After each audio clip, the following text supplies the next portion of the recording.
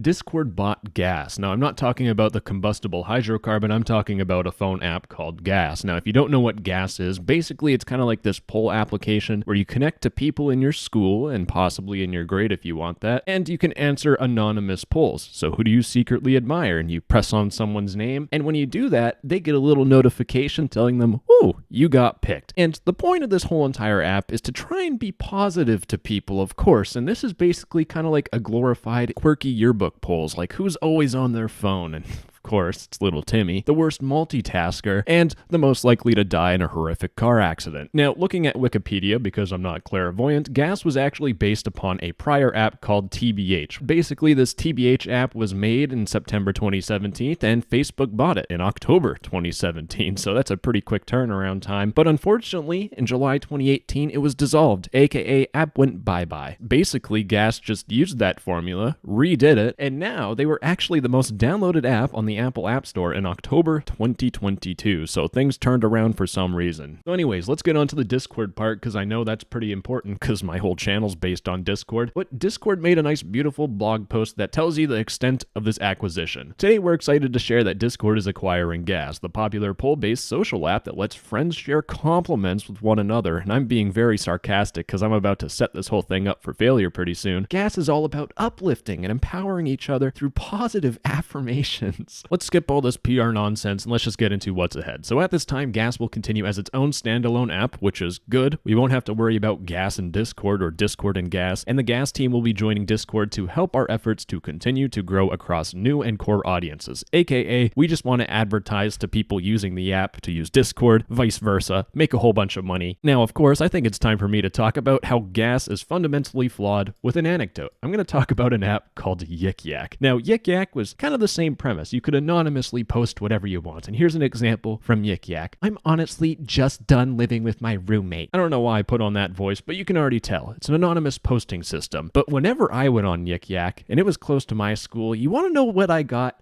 Oh my God, this specific woman is a piece of garbage. Bad word, did this, spreading rumors. It was the most vile garbage I've ever seen on the planet. If you thought League of Legends chats were toxic, nowhere close. You thought Call of Duty Modern Warfare lobbies were toxic, not even close. The Yik Yak at my school was the most vile thing I've ever seen on the internet, hands down. And in fact, this isn't just an isolated incident to my school. In fact, it was actually labeled as a toxic social network from CNET. So this wasn't just my experience, this is the experience of a lot of other people. Now, the one good thing that Gas does that's a little bit of a leap versus Yik Yak is that these polls I don't think you can make your own. So you can't say who's the most likely to be adopted and pick 4 people that you absolutely hate. In fact, I think you have to use their presets, but you can use those presets to still cyberbully people. Like, their smile makes my heart melt, and you pick the person with the most messed up teeth. Orthodontic work's gonna be expensive. Now, despite that toxic positivity, Gas has a couple more secrets up its sleeve. First off, it bases itself on 2 very prominent insecurities of people in high school. One, does my crush like me? That's the whole point. Find your crush, see who likes you. And the second thing is people always want to be accepted, especially in high school. You want to fit in. And of course, if you want to seek validation, then you have to use the app. And to use the app, what you need to do is you need to vote on other people's polls and you get coins, and then you can insert your name on 3 random polls to possibly get more acceptance and feel better about yourself. And it doesn't stop there, because for 300 coins, you can put your name on your crush's poll to see if they actually know who you are. In fact, boys, let me just tell you, you actually need to talk to your crush to figure out whether or not they like you. You can't just not talk to them and then ask them out randomly. That's not how the world works. I figured that out way too late. Of course, this kind of keeps you addicted in that cycle of getting feedback, because you get flames when you get picked to make you feel good about being accepted by other people. Of course, you're going to be confused. Who likes me? Does my crush actually like me? Well, you can get clues, and of course, the iOS App Store always tells me in-app purchases, and let me zoom in grandma mode so we can really get a list of what there is. In-app purchases, there's God mode.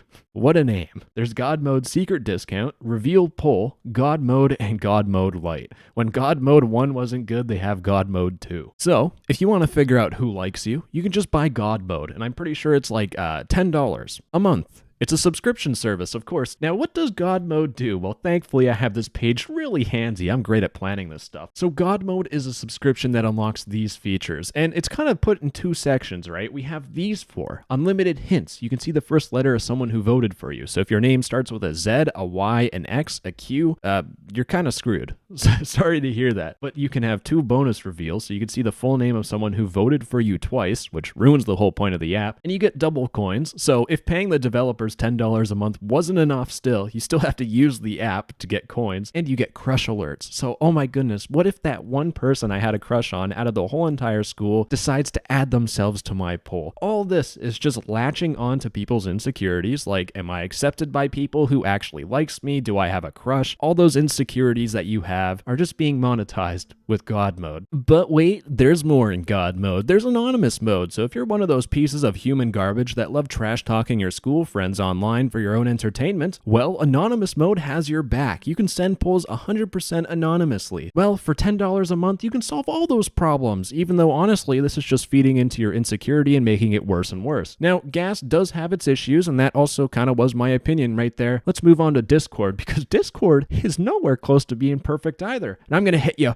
bwam, right in the face with something big and nasty. Discord has a CP problem. Now, this video is a fantastic kind of dip your toes into the water of Discord's rabbit hole involving this content, and it is awful. So Discord already has problems, and this is just a very severe problem, but it doesn't happen too often, or at least I hope it doesn't happen too often to people. But one thing that does happen often is Discord's trust and safety submitter request folks not talking to you at all, because every single time I'm on this page, I get reminded of that one meme of a dude talking to a brick wall, because sending a trust and safety ticket is basically like sending an email to a random address. I swear, sometimes I get no response, sometimes I get a response within like 10 minutes, and sometimes 6 months later I get a response about something I completely forgot and they're asking me for more information. I don't even know what I ate for breakfast yesterday. And that's talking about Discord's moderation, and considering gas is probably a lot less of a hassle compared to Discord, it's still going to be an extra load for Discord to deal with in terms of moderating. But it doesn't stop there, because I thought Discord was kind of in the gutter in terms of finances, because Discord staff got laid off, and that usually indicates that the business ain't doing too hot. The money ain't coming in anymore. But despite that, Discord managed to purchase gas, so I don't know how they did that. Don't know where they pulled the money out of. And what's even worse, and this is kind of like the thing that really doesn't make sense to me, is that the tech industry, the tech sector, has been going through a massive slump right now. Of course, the economy's garbage. I'm not going to stress too much about this, but Google literally got rid of 12,000 jobs, and Discord's like, you know what? Let's buy another company. It doesn't make sense to me. I'm not a business person. I'm not an I don't deal with the economy. I don't know much about it, right? All I know is that we're not doing too hot. Regardless, it'll be interesting to see whether or not this whole thing pays off. Will Discord make gas a better platform, or will Discord lose a whole bunch of money because the tech sector is just dying? Well, it's not dying. We're just going through real bad recession right now. Anyways, I'm going to stop with all my boomer economy talk because no one freaking cares. Just remember, if you want a good investment, buy my NFT. Bye-bye, I love you. Mwah. That was a joke. I don't have an NFT. If anyone tries selling one, they're trying to scam you. Okay, bye-bye. Mwah.